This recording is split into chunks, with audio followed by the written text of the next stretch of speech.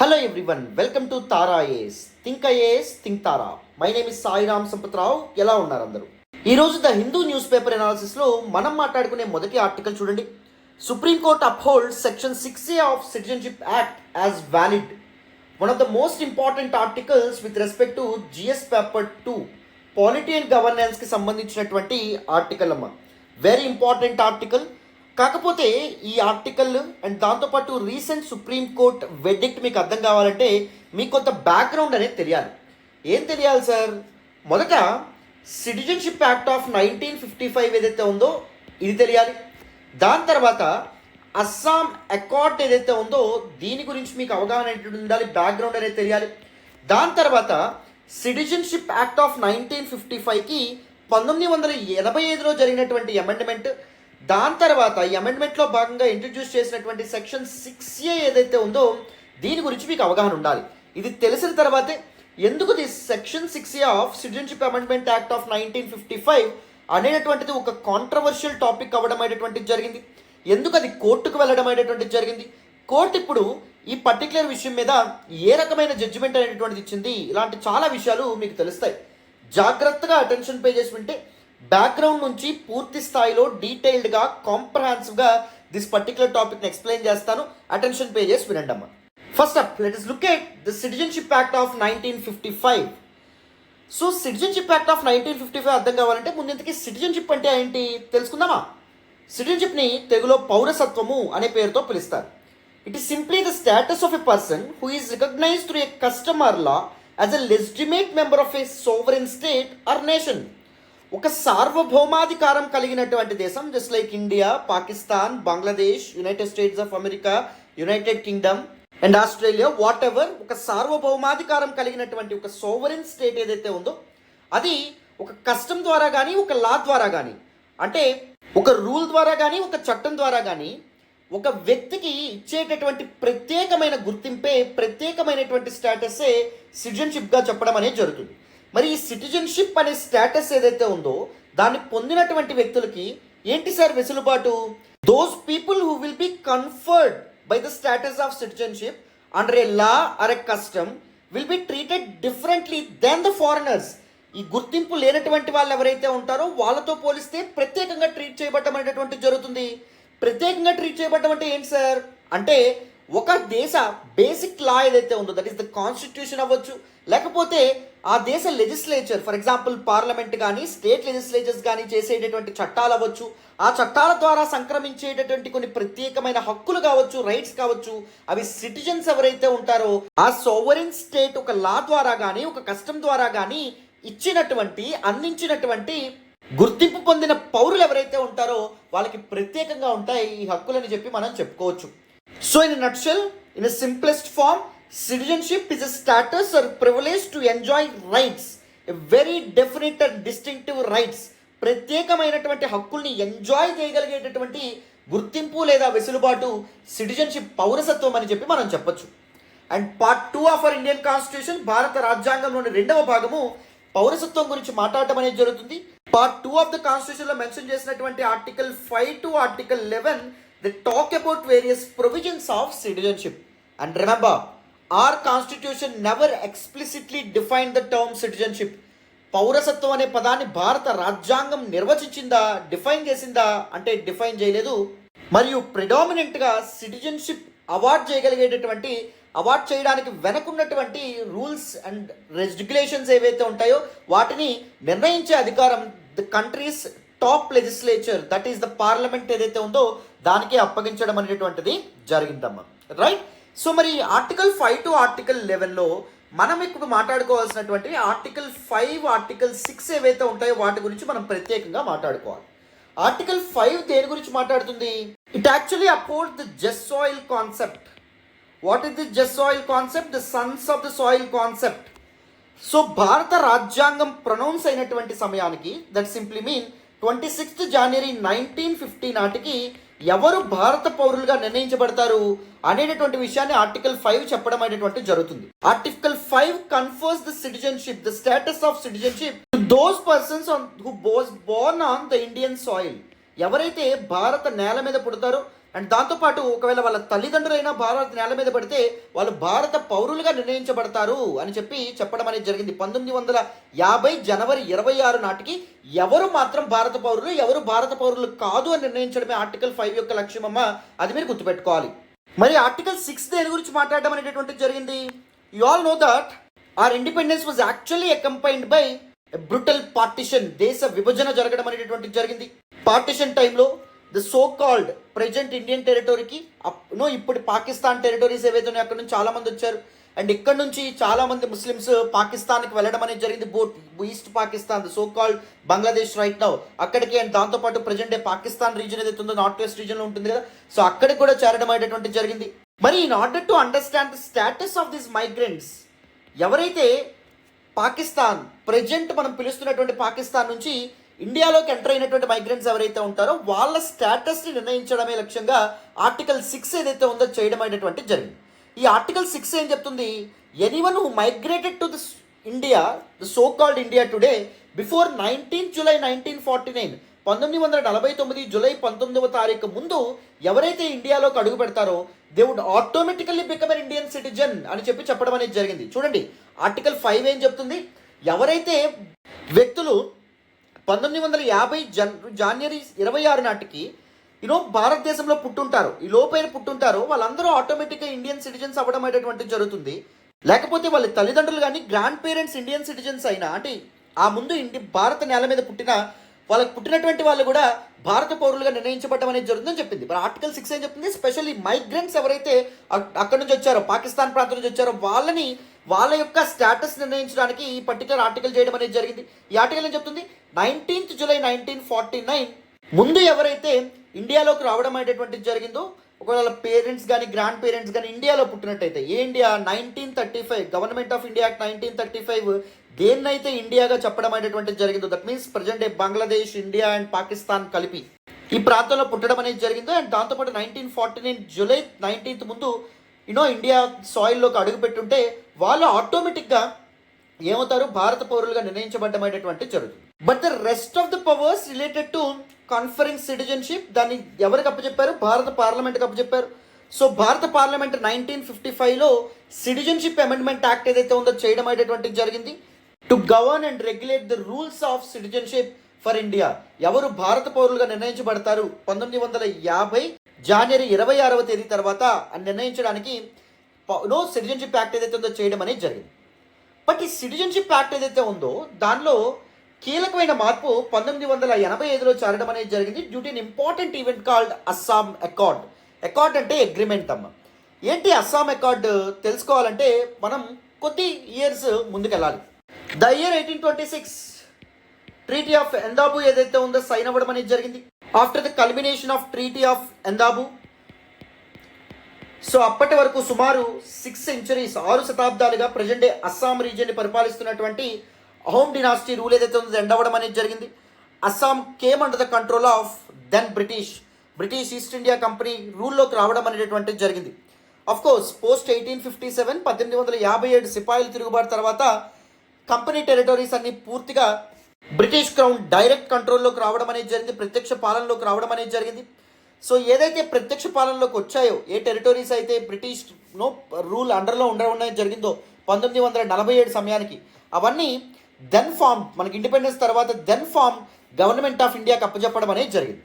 So which is actually clear that Assam once a part of Ahom dynasty rule and then conquered or annexed by East India company and then transferred to the crown, the British crown, and then transferred to government of India is now clear part of India post independence. But here something happened from 1826 నుంచి over the years 1947 వరకు కూడా స్వాతంత్రం వచ్చినప్పటికి కూడా there was a huge influx of migrants from the so called East Bengal region. అంటే present Bangladesh ప్రాంతం నుంచి and దాంతోపాటు ప్రజెంట్ వెస్ట్ బెంగాల్ ప్రాంతం నుంచి కూడా చాలామంది అస్సాంకి మైగ్రేట్ అవ్వడం అనేటువంటిది జరిగింది. ద లుక్రేటివ్ టీ ప్లాంటేషన్స్ ఏవైతే ఉంటాయో చాలా మందిని అట్రాక్ట్ చేయడం అనేటువంటిది జరిగింది. So even during the constitutional assembly మీటింగ్స్లో కూడా Assam's representative in constitution assembly they actually argued for special provisions for Assam. ఎందుకంటే దీస్ మైగ్రేషన్స్ ఏవైతే ఉన్నాయో they are causing significant changes in the demographic profile of Assam. అంటే జనాభా ఏదైతే ఉందో దానిలో మార్పులు వస్తున్నాయి. The traditional conventional Assamese people యొక్క సంఖ్య తగ్గుతుంది, వేరాస్ అదర్ కల్చర్స్ యొక్క బర్డెన్ పెరుగుతుంది. అస్సామీస్ లాంగ్వేజ్కి, అస్సామీస్ డిస్టింక్టివ్ కల్చర్కి, అస్సాంలో నివాసం ఉంటున్నటువంటి మెనీ హోమోజీనియస్ ట్రైబ్స్ ఏవైతే ఉంటాయో, హెట్రోజీనియస్ ట్రైబ్స్ ఏవైతే ఉంటాయో వాటి యొక్క ప్రాక్టీసెస్కి థ్రెట్ అనేటటువంటిది ఏర్పడడం అనేటటువంటి జరుగుతుంది. సో అందుకే మాకు స్పెషల్ ప్రొవిజన్స్ అనేటటువంటి ఇవ్వండి అని చెప్పి రిక్వెస్ట్ చేయడం అనేటటువంటి జరిగింది. But then constituent assembly it has never seen this particular issue as serious as this one. But something happened in the year 1971. What happened? The ఇండో-పాకిస్తాన్ war of 1971. దీనిలో భాగంగా then east Pakistan and now it is called as Bangladesh, it was separated from Pakistan. Pakistan నుంచి separate అవ్వడం అనేటువంటి జరిగింది. So Bangladesh liberation war అని కూడా Indo Pakistan war of 1971ని చెప్పడం అనేటువంటి జరిగింది. So when there is war, when there is turmoil, when there is conflict, then there will definitely be migrations happen, right? So అప్పటి ఈస్ట్ పాకిస్తాన్ లేదా బంగ్లాదేశ్ ప్రాంతం నుంచి ఎంతోమంది పీపుల్ ద అడ్జాయినింగ్స్ అస్సాం ప్రాంతం ఏదైతే ఉందో అక్కడికి చేరుకోవడం అనేది జరిగింది, మైగ్రేట్ అవ్వడం అనేటువంటిది జరిగింది. So this time this migrations pose a severe threat to the Assamese people and Assamese culture, because Assamese resources ఏవైతే ఉంటాయో Assamese people, Assamese local people, the so called people who are living in Assam on the soil of Assam for generations, వాళ్ళు వాళ్ళ రిసోర్సెస్ని compromise అయ్యి వేరే వాళ్ళకి రిసోర్సెస్ని share చేసుకోవాల్సినటువంటి పరిస్థితి ఏర్పడుతుంది. That will act as impediment for their development, for their all round growth, isn't it? So అందుకే 1979లో చాలా పెద్ద యాజిటేషన్ అస్సాంలో మొదలవ్వడం అనేది జరిగింది. అస్సాం స్టూడెంట్ యూనియన్స్ ఏవైతే ఉంటాయో ప్రొటెస్ట్ చేయడం అనేటువంటిది జరిగింది. Indian government, you need to come up with special provisions for Assam, you need to come up with special rules to define who are actually the real Assamese people, who will be called as the citizens of India. There should be a clear demarcation between the citizens of India and the foreigners who are actually living in the soil of Assam. అని వాళ్ళు demand చేయడం అనేటువంటి జరిగింది. So that we can deport those foreigners to their native land, to Bangladesh. And that's how you can accommodate the demographic profile of Assam. That's how you can safeguard the culture of Assamese people. That's how you can safeguard the rights of people set by the student unions. And the year 1985, then Rajiv Gandhi government came forward to negotiate a deal, to negotiate an agreement with these extremist groups, those people who are protesting for their rights and to safeguard their culture. And finally in the year 1985, Assam Accord, Assam Agreement as a tripartite agreement, అంటే 3 parties మధ్య జరిగినటువంటి అగ్రిమెంట్గా వెలుగులోకి రావడం అనేటటువంటి జరిగింది, finalise అవ్వడం అనేటటువంటి జరిగింది. సో ద బేసిక్ బ్యాక్గ్రౌండ్ మీకు అర్థమైందని అనుకుంటున్నాను. ఇప్పుడు అస్సాం అకార్డ్ గురించి మీకు కొద్దిగా ఎక్స్ప్లెయిన్ చేస్తాను. అండ్ దాని తర్వాత అస్సాం అకార్డ్ యొక్క ప్రొవిజన్స్ ఏవైతే ఉంటాయో దానిలో ప్రొవైడ్ చేసినటువంటి సేఫ్ గార్డ్స్ ఏవైతే ఉంటాయో వాటిని రియలైజ్ చేయడానికి, వాటికి to put in to action ఏం చేశారు, సెక్షన్ 6A ఏదైతే ఉందో దాన్ని యాడ్ చేయడం అనేటువంటిది జరిగింది. సిటిజన్షిప్ యాక్ట్కి అమెండ్మెంట్ చేసి ఆ 6A ఏదైతే ఉందో దాని గురించి కూడా మనం మాట్లాడే ప్రయత్నం చేద్దాం. సో దానివల్ల ఉన్నటువంటి ఛాలెంజెస్ ఏంటి, ఎందుకు కోర్టుకు వెళ్ళడం అనేటువంటి జరిగింది, సెక్షన్ ఆఫ్ పీపుల్, ఇలాంటి విషయాలు కూడా మీకు పూర్తి స్థాయిలో అర్థమవుతాయి. జాగ్రత్తగా అటెన్షన్ పే చేసి వినండి అమ్మా. So now let us look at Assam Accord. As I already said, Accord means agreement. Assamese people and their rights కోసం చేసినటువంటి ఒక ముఖ్యమైనటువంటి agreement. It is actually a tripartite agreement. That simply means it involves 3 parties. One is the government of India, that is the central government, and state government of Assam, and third one leaders of the Assamese movement. గత 6 ఏళ్ళుగా 1979 నుంచి 85 వరకు ఎవరైతే ఈ యాజిటేషన్స్లో participate చేశారో ఆ leaders కలిపి చేసుకున్నటువంటి ఒక ఇంపార్టెంట్ అగ్రిమెంట్. ఈ అగ్రిమెంట్లో ఉన్నటువంటి ముఖ్యమైన క్లాజ్ 6 అమ్మ. క్లాజ్ 6 ఏం చెప్తుంది అంటే డెఫినిషన్ ఆఫ్ అస్సామీస్ పీపుల్. తప్పకుండా గవర్నమెంట్ అస్సామీస్ పీపుల్, అసలైనటువంటి అస్సామీస్ పీపుల్ ఎవరో నిర్ణయించడం అనేటువంటి జరుగుతుంది. అండ్ దాంతోపాటు తద్వారా వీళ్ళకి కావాల్సినటువంటి రైట్స్, జాబ్స్లో రిజర్వేషన్స్ కావచ్చు, వీళ్ళ కల్చర్ని కాపాడడానికి రైట్స్ కావచ్చు, ప్రత్యేకమైన హక్కులు కానీ ఇవన్నీ కల్పించడం అనమాట. సో ఈ క్లాజ్ 6ని బేస్ చేసుకొని బిప్లాబ్ కుమార్ శర్మ కమిటీ ఏదైతే ఏర్పడడం అనేది జరిగింది. It tried to define the true meaning of Assamese people, who will be considered as the Assamese people అని చెప్పి డిఫైన్ చేసే ప్రయత్నం అయినటువంటి చేసింది. ఏం చెప్పింది, 1951 జనవరి 26 నాటికి ఎవరైతే అస్సాంలో ఉంటున్నారో, అస్సాంలో నివసిస్తున్నారో వాళ్ళందరూ అస్సామీస్ పీపుల్గా చెప్పడం అనేటటువంటి జరిగింది. And those will be considered as those who are considered as Assamese people వాళ్ళకి పార్లమెంట్లో రిజర్వేషన్స్ అనేటటువంటి కల్పించాలి, స్టేట్ అసెంబ్లీలో రిజర్వేషన్స్ అనేటటువంటి కల్పించాలి, లోకల్ బాడీస్లో మిగిలినటువంటి వాళ్ళతో పోలిస్తే లోకల్ బాడీస్లో కూడా రిజర్వేషన్స్ అనేటటువంటి కల్పించాలి, అండ్ దాంతోపాటుగా గవర్నమెంట్ జాబ్స్లో కూడా రిజర్వేషన్స్ అనేటటువంటి కల్పించాలనే విధంగా ఈ కమిటీ రికమెండ్ చేయడం అనేది జరిగింది. So on the basis of these recommendations then parliament amended citizenship amendment act of 1955 in the year 1985. 1985లో సిటిజన్షిప్ అమెండ్మెంట్ యాక్ట్ ఏదైతే ఉందో దానిలో సవరణలు అనేటటువంటివి చేపట్టింది. ఆ సవరణలో భాగంగానే 6A ఏదైతే ఉందో సెక్షన్ సిటిజన్షిప్ అమెండ్మెంట్ యాక్ట్ ఏదైతే ఉందో దానికి యాడ్ చేయడం అనేది జరిగిందమ్మా. ఈ 6A సెక్షన్ ఏదైతే ఉందో ఏం చెప్తుంది, జనవరి 1, 1966 ముందు ఎవరైతే అస్సాంలోకి ఎంటర్ అవుతున్నారో they will be considered as citizens of India, not telling the Assamese people but citizens of India. భారత పౌరులకు ఉండేటువంటి హక్కులన్నీ ఉంటాయి. బట్ ఎవరు అస్సామీస్ పీపుల్ కింద కన్సిడర్ చేయబడతారు, స్టిల్ 1951 జనవరి 26 ముందు ఎవరైతే అస్సాంలో నివాసం ఉంటున్నటువంటి వాళ్ళు ఉంటారో వాళ్ళందరూ అస్సామీస్ పీపుల్గా ఉంటారు. వాళ్ళకి స్పెషల్ రిజర్వేషన్స్, స్పెషల్ హక్కులు అనేటటువంటివి కల్పిస్తారన్నమాట. మరి what about those people who migrate to Assam post January 1, 1966 sir? జనవరి 1, 1966 నుంచి 25 మార్చ్ 1971 మధ్యలో ఎవరైతే పీపుల్ అస్సాంలోకి ఎంటర్ అవుతారో వాళ్ళు 10 ఏళ్ళు కన్ఫామ్గా అస్సాంలో నివసించాలి. నివసించిన తర్వాత they will be considered as the citizens of India అని చెప్పి 6A ఏదైతే ఉందో చెప్పడం అనేది జరిగింది. మరి 1971 25 మార్చ్ తర్వాత వచ్చినటువంటి వాళ్ళ పరిస్థితి ఏంటి సార్ అంటే they will be treated as foreigners and they will be deported to their source లేదా కంట్రీ ఆఫ్ ఆరిజిన్ ఇమీడియట్లీ. ఎక్కడైతే నుంచి అయితే వచ్చారో అక్కడికి తిరిగి వాళ్ళని పంపించేస్తారన్నమాట. ఇది 6A చెప్పడం అనేటువంటి జరిగింది. మరి what exactly are the important issues or important challenges? It looks like a important political solution. ఈ ఇష్యూకి మొత్తం సొల్యూషన్ లాగా కనిపిస్తుంది కదా 6A. మరి ఎక్కడ ప్రాబ్లం వచ్చింది?